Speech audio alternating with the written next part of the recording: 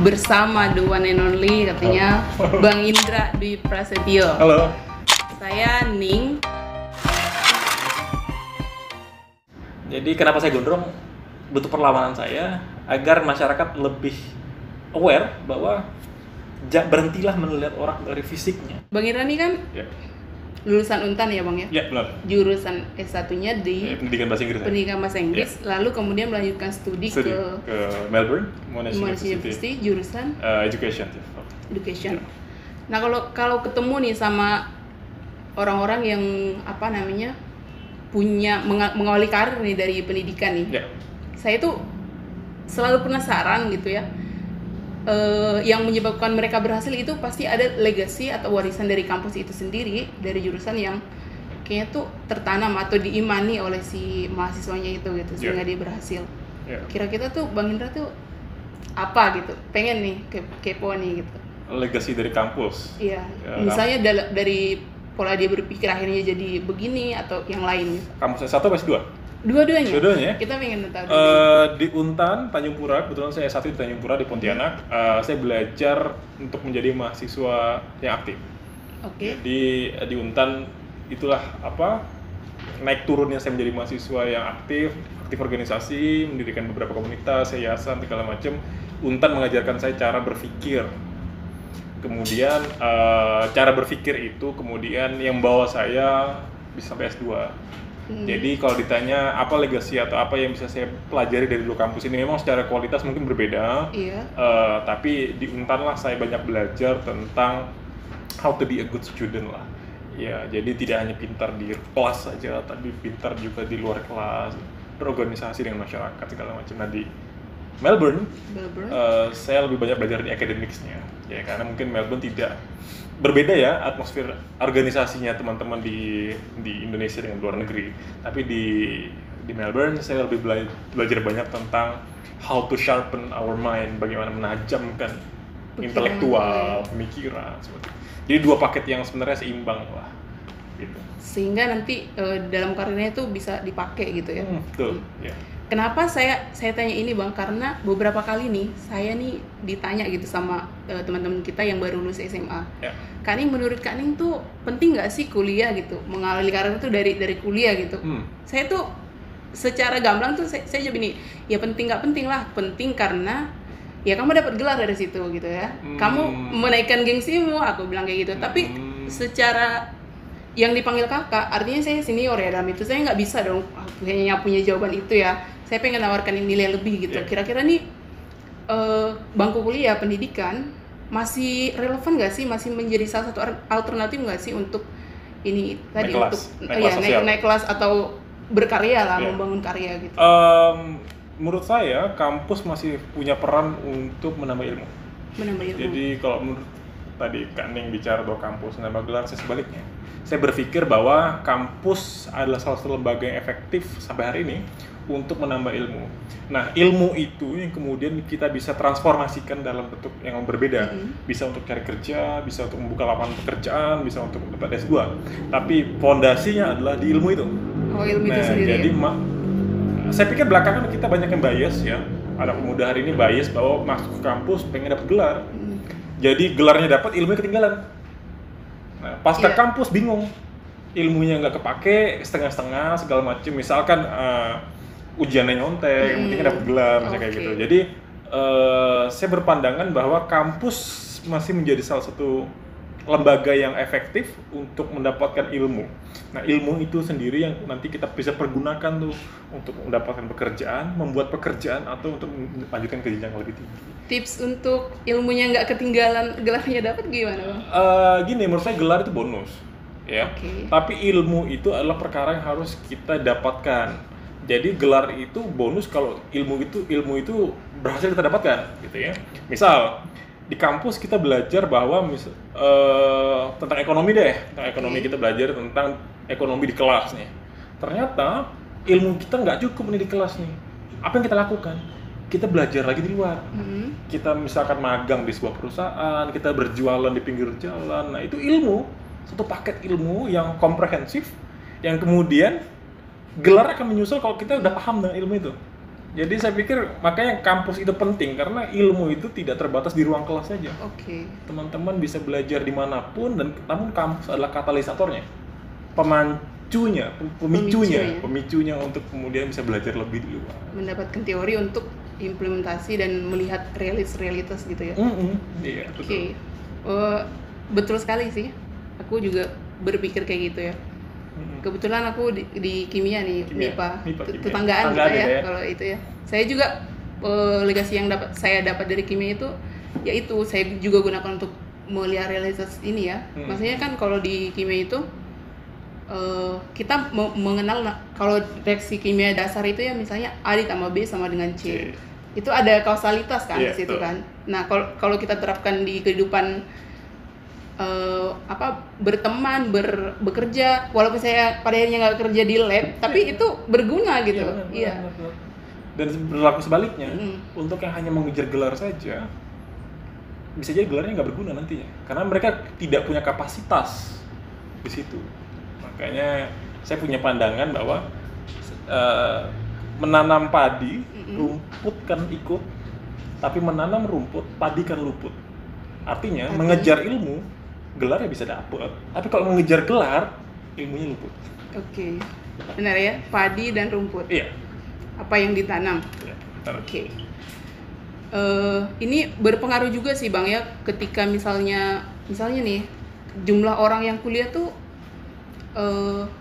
makin banyak gitu, makin naik. Tapi misalnya di Kalbar sendiri, saya baru baca kemarin kalau misalkan indeks pembangunan manusia Kalbar tuh nomor 29 ya dari 33 gitu. Bisa jadi ke situ dia kan. Banyak orang yang kuliah tapi IPM-nya ini nggak naik-naik gitu. Benar nggak? Karena dia nggak punya ini tadi, ilmunya tuh ketinggalan gitu. Indeks pembangunan itu kan banyak indikatornya ya. Iya, salah satunya kan salah satu pendidikan pengetahuan. Yes. Satu sisi kita harus mensyukuri bahwa banyak yang masuk perguruan tinggi. Artinya adalah banyak yang mulai sadar bahwa pendidikan itu penting.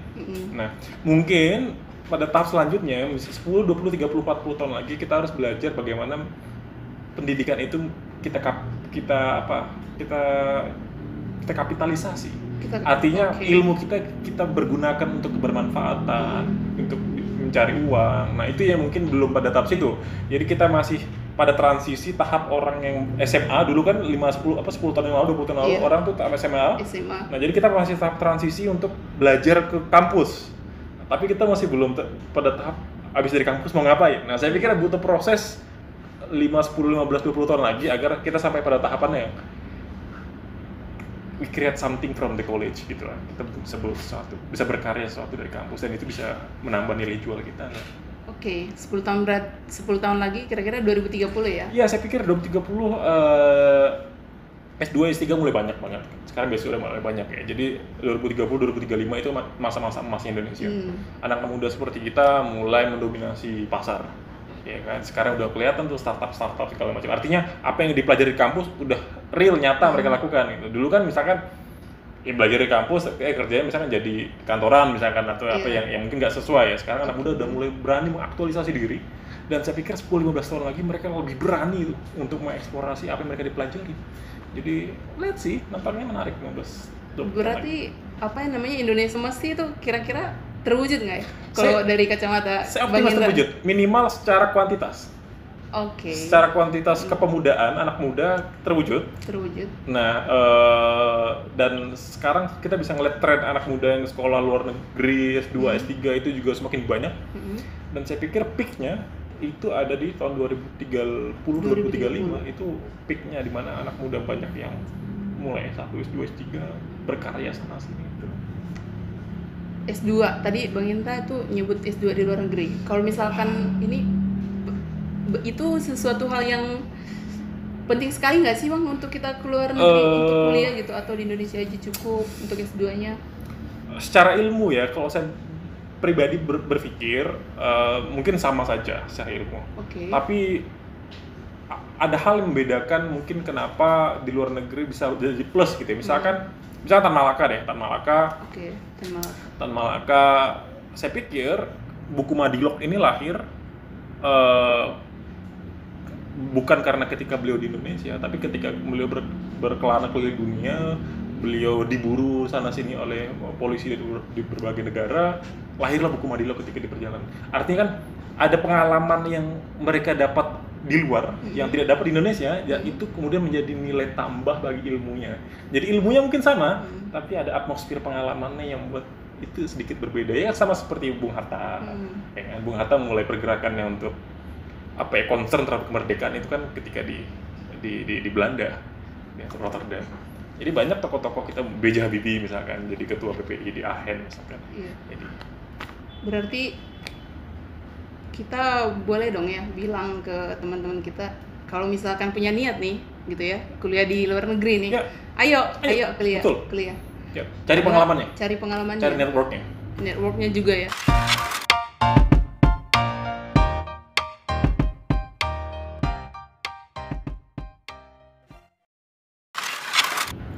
Bang Indra nih kerja di managing director di ID Next Leader. Kira-kira tuh pengaruh nggak untuk maksud saya tuh output yang diharapkan Next Leader yang diharapkan tuh seperti apa sih dari bukan promosi ID Next Leadernya tapi outputnya kira-kira tuh untuk anak muda gitu.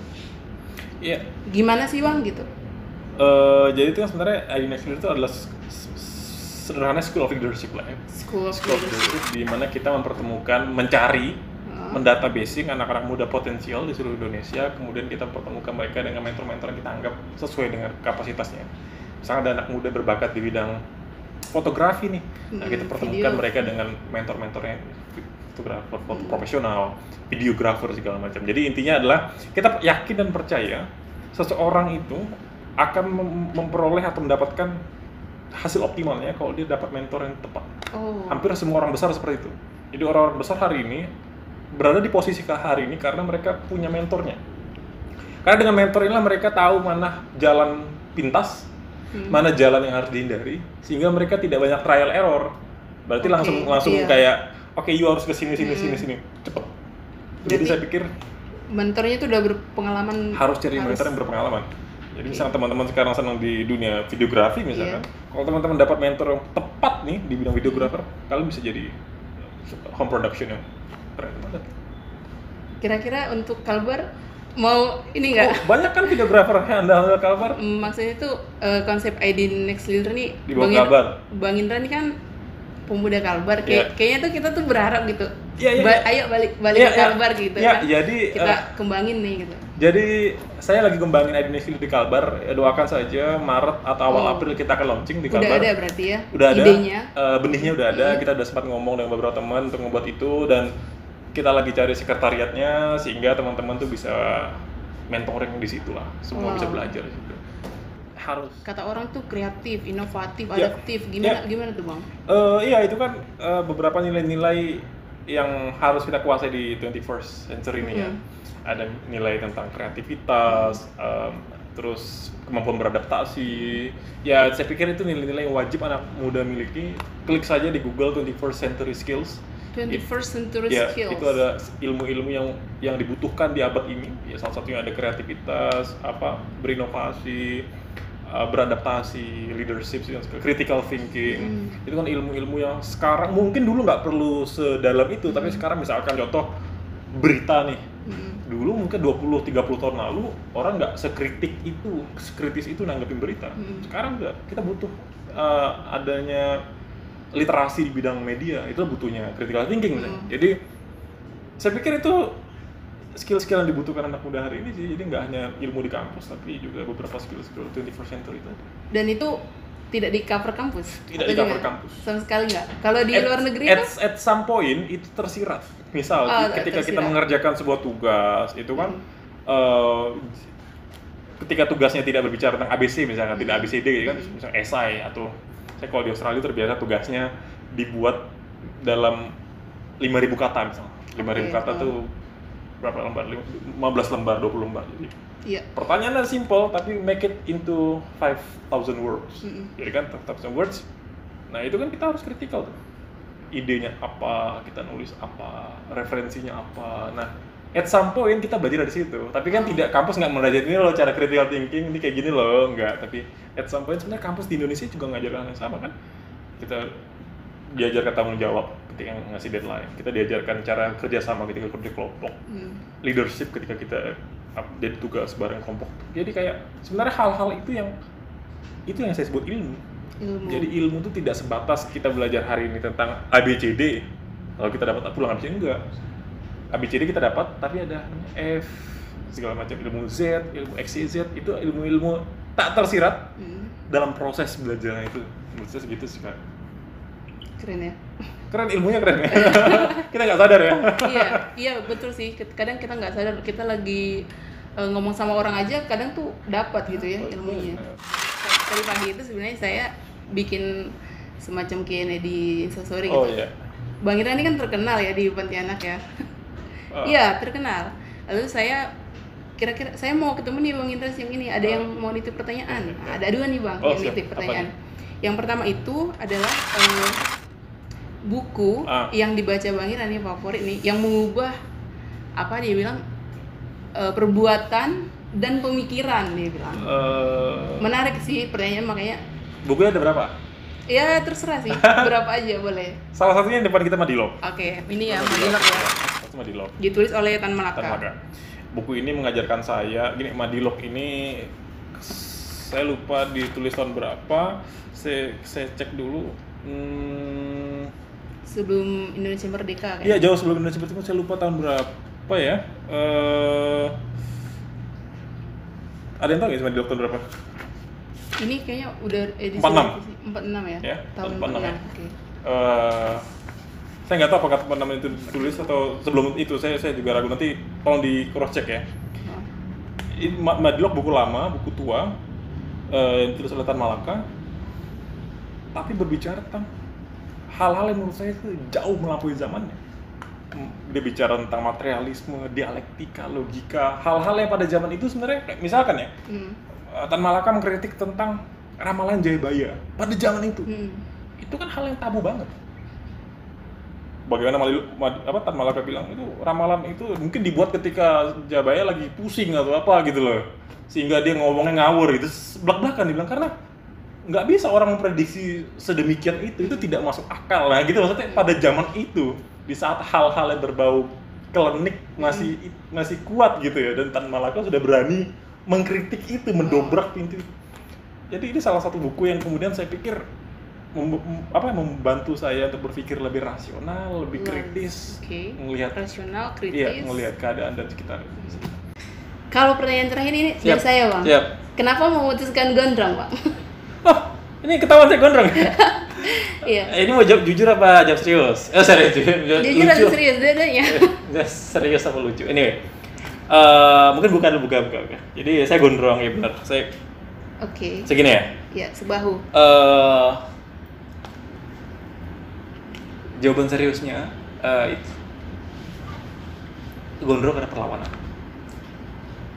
perlawanan yang saya suarakan dengan tanpa suara, untuk menunjukkan bahwa kamu boleh gondrong, tapi kamu bisa pinter, kamu bisa punya prestasi, kamu bisa berkarya apapun. Jadi alasan kenapa saya gondrong sebenarnya saya pengen bersuara tapi tanpa suara. Untuk mengatakan bahwa ada banyak loh orang-orang di stereotip, teman-teman yang tatoan, teman-teman yang gondrong, atau banyak lah stereotip di sekitar kita yang orang tuh sebelah mata melihatnya. Seperti Pujastuti ya? Iya, salah satunya. Misalkan orang stereotip dengan cewek ngerokok, bertato gitu ya. Jadi kenapa saya gondrong? Bentuk perlawanan saya agar masyarakat lebih aware bahwa berhentilah melihat orang dari fisiknya, tapi lihat apa yang dia kerjakan dan apa yang sudah dia capai. Itu jawaban serius saya. Dan jarang sekali saya ngomong hal ini dan jarang dipertanyakan. Bisa tepuk tangan dulu nggak ya? Hari ini dipertanyakan. Terima kasih. Kalau jawaban tidak seriusnya? Jawaban tidak seriusnya, nggak semua orang pernah gondrong. Jadi saya bisa cerita ke anak saya nanti, Bapakmu ini pernah gondrong gitu. Dan itu keren gitu ya? Ya keren relatif, tapi ada masanya mungkin. Menurut Bang Indra gitu. Dan menurut Bapak itu keren gitu. Zaman itu? Iya. Oke, masuk akal ya. Iya. Saya juga sih, nama Instagram saya banyak yang ini ya, teman-teman ya.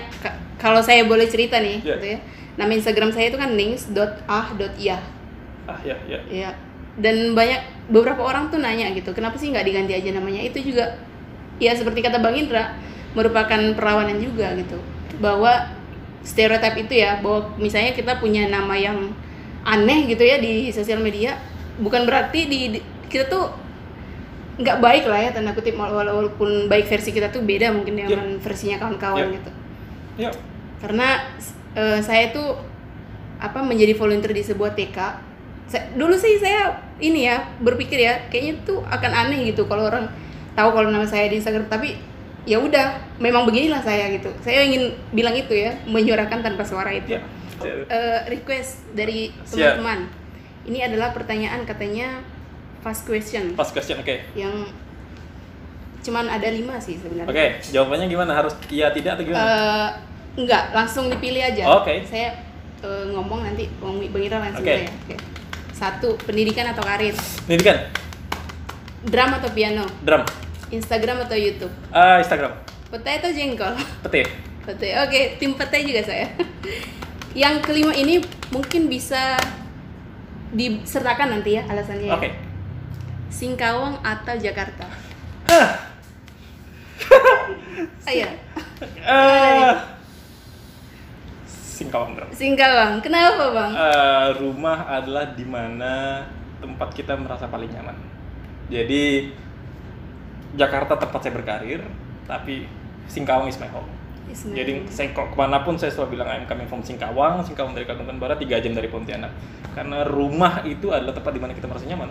Mungkin karirnya bisa di mana saja, tapi rumah adalah di Singkawang. Berarti sekarang mobile ya, Jakarta Kalbar. Masih mobile. Semoga nanti beneran ini ya, kita tunggu lah ya di Kalimantan Barat nih, kita excited banget nih sama karya-karya Bang Ira yang udah bentuk idenya lah intinya. Siap. Semoga. Oke. Pertanyaannya udah selesai, tapi saya pengen nih nanya closing statement dari Bang Indra yang kira-kira nih untuk teman-teman pemuda nih, kalau tidak Bang Indra ungkapkan sekarang nih nggak nyaman nanti tidurnya nanti malam gitu.